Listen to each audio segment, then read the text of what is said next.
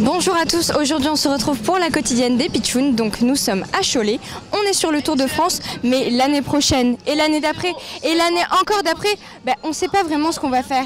Bon, notre avenir il n'est pas tracé, mais je pense que Mathilde a toutes les réponses aux questions qu'on se pose. Vous avez pas vraiment gâté la caravane. Venez chercher un petit souvenir.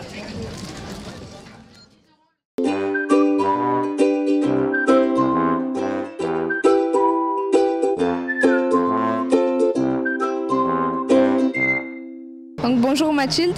Bonjour. Quel a été ton parcours avec les jeunes, depuis les jeunes reporters? Alors moi j'ai fait mon premier Tour de France à l'âge de 14 ans, en 2010, donc avec les jeunes reporters du Tour, où tous les jours on devait créer un journal qui était diffusé à 1000 exemplaires sur le village du Tour.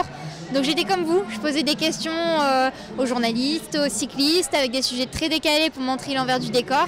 Et sauf que moi je produisais pas d'émissions comme vous, mais c'était sur papier et je pense qu'on a la même formation et on apprend le vrai métier de journaliste. Donc tu te retrouves dans notre projet journalistique? Ah bah évidemment, j'adore vous voir tous les jours, au moins ça apporte du dynamisme, de la fraîcheur, de la motivation aussi. Et le fait de vous voir tous les jours, ça nous rappelle aussi à quel point faire le tour c'est une chance, qu'on a tendance à oublier quand on le fait un peu trop souvent. Et être là sur place, être ici à Cholet, dans une semaine à Annecy, dans 2 semaines à Carcassonne, c'est un privilège immense et tous les jours vous nous le rappelez avec vos questions, avec vos sujets décalés et c'est très bien. Qu'est-ce que ça te fait d'être la marraine de ce projet? Ah bah j'adore, je suis très émue, j'étais très touchée quand on me l'a proposé. C'est quelque chose qui me tient à cœur, non seulement déjà d'aider des jeunes journalistes, des apprentis journalistes comme vous, à réaliser leurs rêves, à réaliser leurs objectifs. C'est montrer aussi que c'est possible, quand on veut, on se donne les moyens, on réussit. Et après le projet d'étape du Tour également, ça me touche forcément. Et quel conseil aurais-tu à nous donner pour justement réaliser notre rêve? Croyez en vous. On est, je pense, dans une génération, dans une société qui a tendance à ne pas croire dans la force des jeunes, alors qu'on est une génération, je pense, qui est très à l'aise sur les réseaux sociaux, qui est très à l'aise avec tous les outils technologiques et surtout qui sait jouer sur beaucoup de terrains.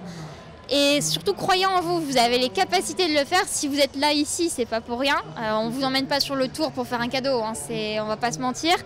Donc continuez comme ça et surtout, voilà, vous reposez pas sur vos lauriers parce que ça sert à rien et c'est toujours bien plutôt d'apprendre, mais c'est très bien ce que vous faites et il faut juste croire en soi. D'après toi, France TV serait-elle un atout pour mettre en valeur notre quartier pour un éventuel départ? Oui, je pense, ça peut être tous les médias, ça peut être France TV, ça peut être l'équipe, ça peut être, c'est vrai que votre projet il a été diffusé sur pas mal de médias déjà. Et il faut continuer, il faut se battre comme ça, en parlant sur les réseaux sociaux, en allant parler avec Christian Prudhomme directement, en lui montrant que ce projet a de l'avenir, qu'il peut être un succès, qu'il va être un succès. Et c'est comme ça au fur et à mesure que ça va marcher, ça va payer. Merci beaucoup.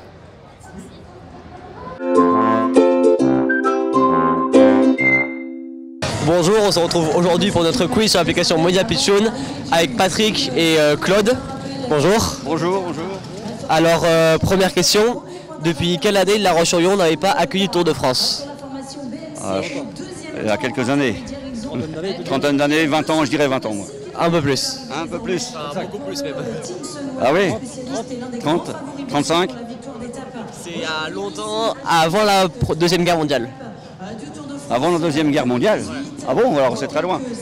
En 35 alors 1935, 1937 38, 39 Ah non, 38, bah oui. Cherchez loin là. Combien de kilomètres ont effectué les coureurs en 1926 sur l'étape Brest et l'étape de Dolonne? C'est entre 120 et 520. 520. Entre les deux. Entre les deux, je dirais dans les 480. C'est dans les 400 mais un peu moins. Un peu moins, 460. 70. Dans les 400, 420. 420, 410, 405. Entre 410 et 420. 405, 415. Un peu moins. 413, 12, 412, d'accord. Ah, c'était des grandes étapes à l'époque. Hein. Qui remporta l'étape en 1937 entre La Rochelle et La Roche-sur-Yon? Alors il y a 4 choix: Silver Baez, Roger Lapéby, Gino Bartali ou Mario Vicini. C'est un des 4. C'est qui? Lapéby? Premier coup, pas mal. T'avais le choix. Quelle couleur de maillot remporta le Vendéen Jean René Bernaudot sur le Tour En 1979. La Bernardo. Son maillot, c'était... Non, mais quelle couleur? Est-ce qu'il a à la fin il avait le maillot jaune, maillot blanc à pois ou maillot vert? Maillot blanc, je dirais. Bien, c'est ça. En quelle année à Mouilleron est né le grand homme politique Georges Clémenceau? C'est entre 1820 et 1900. Ah, alors là, il faudra lui redemander là.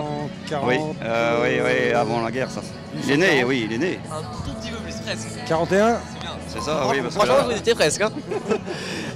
Et enfin, le 29 mars 2018, un rond-point a été inauguré en l'honneur d'un ancien cycliste à la Châtaigneraie. J'ai même pas eu le temps de dire les quatre. Ouais, Parfait. Bon, mais merci. Merci.